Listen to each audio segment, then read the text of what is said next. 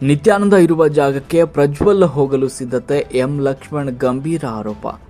Pen drive ಪ್ರಕರಣದಲ್ಲಿ ಪ್ರಮುಖ ಆರೋಪಿಯಾಗಿರುವ ಪ್ರಜ್ವಲ್ ರೇವಣ್ಣನನ್ನ ನಿತ್ಯಾನಂದ ಇರುವ ಜಾಗಕ್ಕೆ ಹೋಗಲು ಸಿದ್ಧತೆ ನಡೆಸಿದ್ದಾರೆ ಅಂತ ಕೆಪಿಸಿಸಿ ವಕ್ತಾರ ಎಂ ಲಕ್ಷ್ಮಣ್ ಗಂಭೀರವಾಗಿ ಆರೋಪಿಸಿದ್ದಾರೆ. ಮೈಸೂರಿನಲ್ಲಿ ಮಾತನಾಡಿರುವ ಲಕ್ಷ್ಮಣ್ ಅವರು ಸಿಬಿಐ ಪ್ರಕರಣ ವಹಿಸುವುದಕ್ಕೆ ವಿರೋಧ ವ್ಯಕ್ತಪಡಿಸಿದರು. ಪ್ರಕರಣ ಸಿಬಿಐಗೆ ವಹಿಸಿ ಹಳ್ಳ ಹಿಡಿಸಲು ಯತ್ನ ನಡೀತಾ ಇದೆ. ಅಲ್ಲಿರುವುದು ಐಪಿಎಸ್ ಅಧಿಕಾರಿಗಳು, ಇಲ್ಲಿರುವುದು ಸಹ ಐಪಿಎಸ್ ಅಧಿಕಾರಿಗಳೇ. ಯಾಕೆ ಸಿಬಿಐ ಬಗ್ಗೆ ನಿಮಗೆ ಅಷ್ಟು ಪ್ರೀತಿ? ಇಲ್ಲಿರುವ ಅಧಿಕಾರಿಗಳು ಕೂಡ ಸಮರ್ಥರು ಅಂತ ಸ್ಪಷ್ಟಪಡಿಸಿದರು.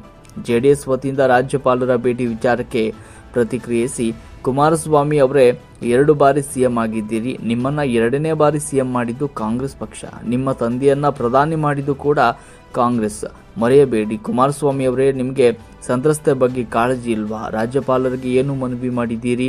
ಅಮಿತ್ ಶಾ ನಿಮಗೇನಾದರೂ